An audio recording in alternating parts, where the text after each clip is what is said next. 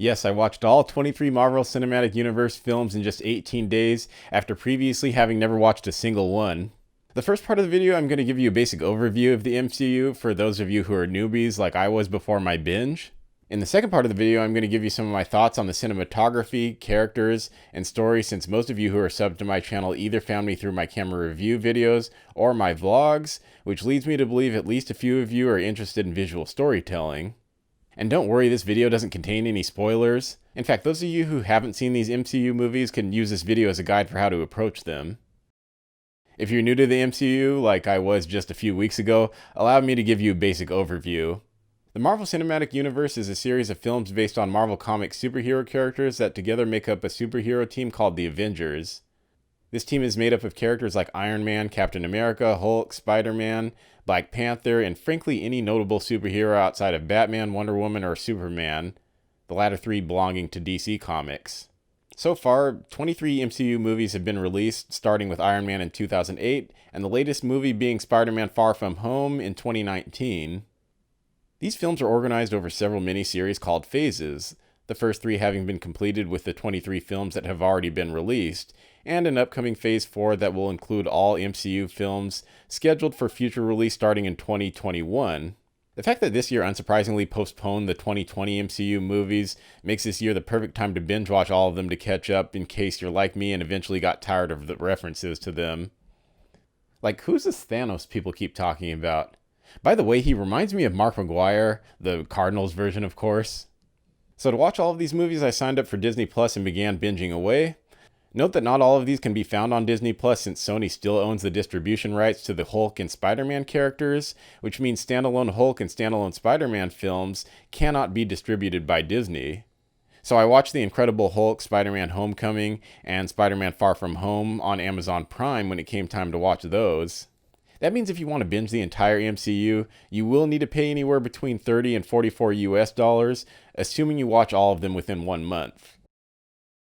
Keep in mind some things when interpreting my review. 1, I watched each film just once, so the review is of the series as a whole without going too deep into one film.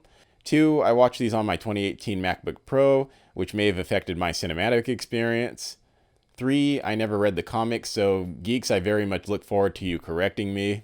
Someone has mixed an Amazing Spider-Man in with the Peter Parker the Spectacular Spider-Man series. This will not stand. 4, I'm in no way a movie connoisseur. In fact, I only watch 1 or 2 movies a year. In fact, when I signed up for Disney Plus at the beginning of November, it was the first streaming service I had since 2016 when I binge watched TV series on Netflix. 5, I'm also a lifelong Batman fan. Not really a DC fan, just a Batman fan. The other DC characters aren't all that compelling to me. 6, I do have some previous knowledge of Marvel from watching the X-Men cartoons in the 90s, the X-Men movie series in the 2000s, and both pre-MCU Spider-Man series. Okay, so if there's anyone actually still watching this after the longest intro in history, let's dive into the cinematography. All of these movies are displayed in what appears to be a 24:10 ultra-wide format except for Marvel's The Avengers and Ant-Man, which appear to be in the less wide but still widescreen 37:20 flat DCI format. For those of you looking to add augmented reality elements to your movies, these MCU movies provide great sci-fi user interface inspiration.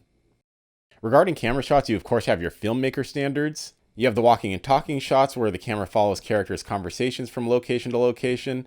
Then you have the static conversation shots where the camera is just over the shoulder of the listener focusing on the speaker. And of course you have the close-ups on the character whose emotions the filmmakers are trying to communicate to the audience. On to some of the more notable shots from the MCU. Thor has a high number of these Dutch angle shots. One of the things that reminded me of the difference between a Disney Marvel movie budget and a Raymond movie budget were the many different camera angles for even the simplest scenes. Just look at the scene from Iron Man. There are 1, 2, 3, 4 different camera angles to establish the setting for this conversation. Then when Tony begins speaking, there are 1, 2, 3, 4 different camera angles for this short exchange between just 2 characters. This scene is in the official Iron Man trailer if you want to watch it with sound. I also noticed that most of these movies have few static tripod shots. Even still shots have subtle handheld movement to give static scenes life. I was impressed with some of the establishing shots that were likely captured with drones or cables none of us can afford, but we could probably approximate some of those shots with consumer products and a little bit of practice.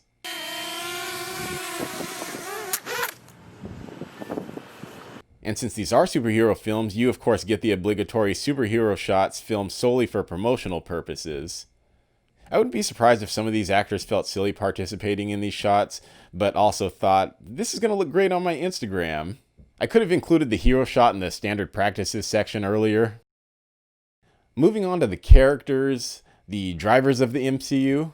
There are countless characters in the Marvel Cinematic Universe, and it seems like half of the Hollywood A-list made it into these movies if you combine each film's main and supporting casts. So I'm not going to go into the acting performances because it's about what you'd expect from A-list actors.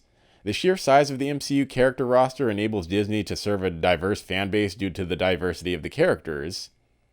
These range from humans with special skills but are still too earthly to realistically survive as long as they manage to do in these series, to humanoids with such godlike capabilities that there really shouldn't be any tension in these films because they could just end conflicts before they even arise.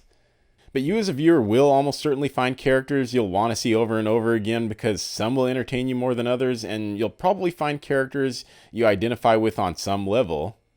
The MCU character diversity also ranges across different ethnic backgrounds of the human characters to virtually unlimited robot and alien backgrounds of non-human characters to all of the different abilities that come from those backgrounds. It seems like all of these stories fundamentally come down to war and love. These films certainly aren't shy about the male hero needing a female love interest trope. There's also an overarching theme of weapons morality and weapons experimentation. These films accurately depict the harsh realities of science in the real world, which is that scientific breakthroughs can do quite a bit of good. But there are always people and/or entire governments who can't wait to get their hands on the technology so they could weaponize it. I should also mention that the MCU really pushes the use of exposition. In case you're wondering what exposition is, I'll use this excellent definition by Kim Leonard in a Studio Binder article. Exposition is simply information for the audience's benefit. It could be background information for a character that helps the audience better understand her motives or the choices she makes in the narrative. Here's an example from Guardians of the Galaxy.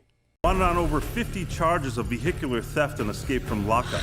He's been traveling recently as Rocket's personal houseplant / muscle. Exposition in the MCU is a giant mixed bag. On one hand, it's necessary for those who haven't seen previous Marvel films because each of these films need to be able to exist as standalone movies. On the other hand, I'm often taken out of the movie briefly when I become hyper aware that a character is basically just spoon-feeding plot information to me disguised as a conversation with another character.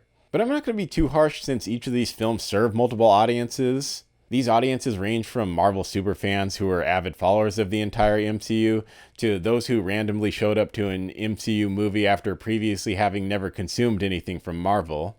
And the MCU is able to serve these different audiences by delivering short, medium, and long-term payoffs, much like that of a well-planned TV series.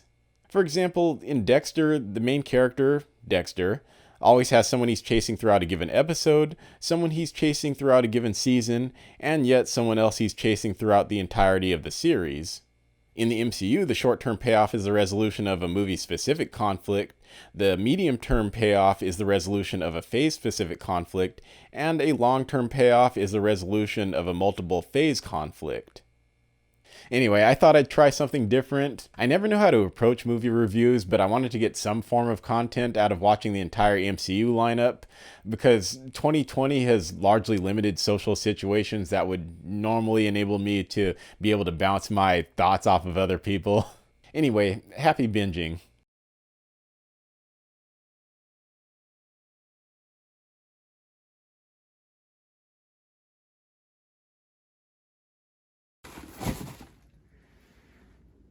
I should also add that Marvel films tend to add these extra scenes at the end of their credits that give you a hint at what's to come in the future.